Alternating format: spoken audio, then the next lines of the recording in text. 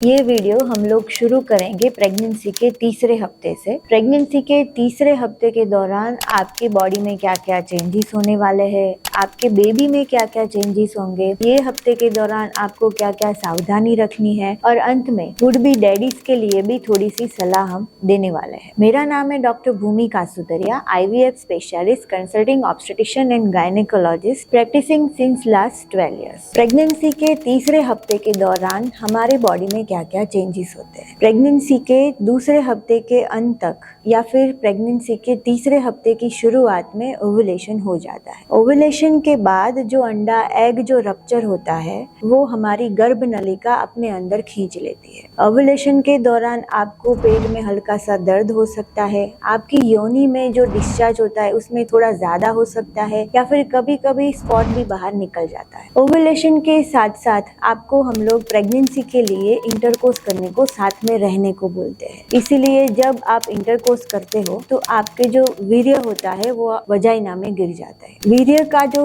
पहली 2 बूंदे होते हैं उसमें सबसे ज्यादा शुक्राणु पाए जाते हैं। वो अराउंड 3 से 4 मिनट में जो गर्भ नलिका में हमारा अंडा जो रहा है उसके पास पहुंच जाता है। उस वक्त गर्भ नलिका में एक अंडे के आसपास सैकड़ों शुक्राणु रहते हैं, पर एक ही शुक्राणु हमारे एग में प्रवेश कर सकता है। जब एक शुक्राणु एग में एंटर करता है उसके बाद उसका कवच बंद हो जाता है। इसलिए हमें ये भी ध्यान रखना है कि जो एग जो रिलीज होता है उसका fertility potential around 12 to 18 hours तक ही रहता है। जब अंडा शुक्राणु में प्रवेश कर जाता है उसके बाद हमारे जो गर्भ बनता है उसमें डिवीजन होना शुरू हो जाता है। हमारे शरीर में सारे मांसपेशियों में अराउंड 46 क्रोमोसोम रहते हैं और 2 सेक्स क्रोमोसोम रहते हैं, पर हमारे एग में 23 क्रोमोसोम रहते हैं और एक ही सेक्स क्रोमोसोम रहता है जो एक्स होता है। जबकि शुक्राणु की बात करें तो उसमें अराउंड 23 क्रोमोसोम रहते हैं, पर उसमें जो सेक्स क्रोमोसोम रहता है वो या तो एक्स होता है या फिर वाई होता है। जो शुक्राणु एग में प्रवेश किया हुआ है अगर उसका सेक्स क्रोमोसोम एक्स है तो हमको लड़की होती है,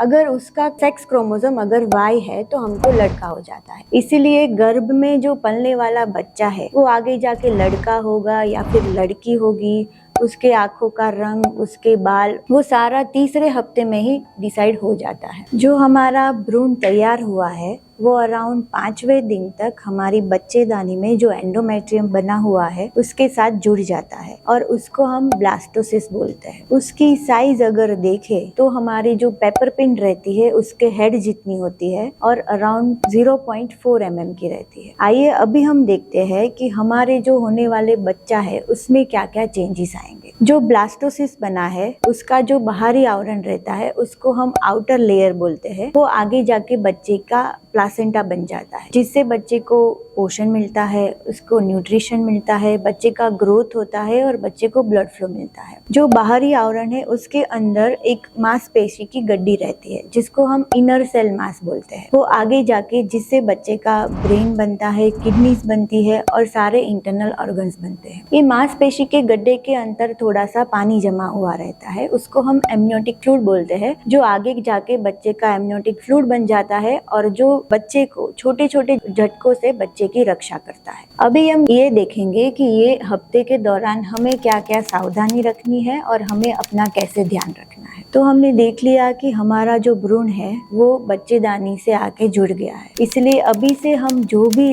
लेते हैं वो सारा बच्चे की तरफ आना शुरू हो जाता है। इसलिए हमको हमारा पूरा अच्छी तरह से ध्यान रखना है, हमारी डाइट का अच्छी तरह से ध्यान रखना है। अगर आपको कोई भी हैबिट है, अल्कोहल, टोबैको च्यूइंग या फिर स्मोकिंग वगैरह, आपको वो बिल्कुल बंद कर देनी है। आपको अपनी prenatal vitamins, folic acid, vitamin B12 और D3 वाली जो आपकी टैबलेट्स है वो आपको कंटिन्यू रखनी है, क्योंकि उससे बच्चे का ब्रेन का डेवलपमेंट होता है और अबॉर्शन के चांसेस भी कम हो जाते हैं। आपको अपने डाइट में कॉफी, चाय या फिर एरिएटेड ड्रिंक वगैरह आपको बिल्कुल बंद कर देना है। आप अपनी रेगुलर रेगुलर जो रूटीन एक्सरसाइज है वो आप कंटिन्यू कर सकते हो। उसके अलावा आपको स्ट्रेस फ्री रहना है, क्योंकि अगर आप ज़्यादा स्ट्रेस लेते हो तो हमारे शरीर में जो एड्रेनालिन नामक हार्मोन रिलीज होता है, उसकी वजह से कभी कभी यूट्रस में थोड़े थोड़े कॉन्ट्रैक्शन आना शुरू हो जाते हैं, जिसकी वजह से कभी कभी अबॉर्शन के चांसेस बढ़ जाते हैं। इसीलिए आपको अपना एटमॉस्फेयर स्ट्रेस फ्री रखना है। अभी हम अंत में ये देखेंगे कि ये हफ्ते के दौरान हमारे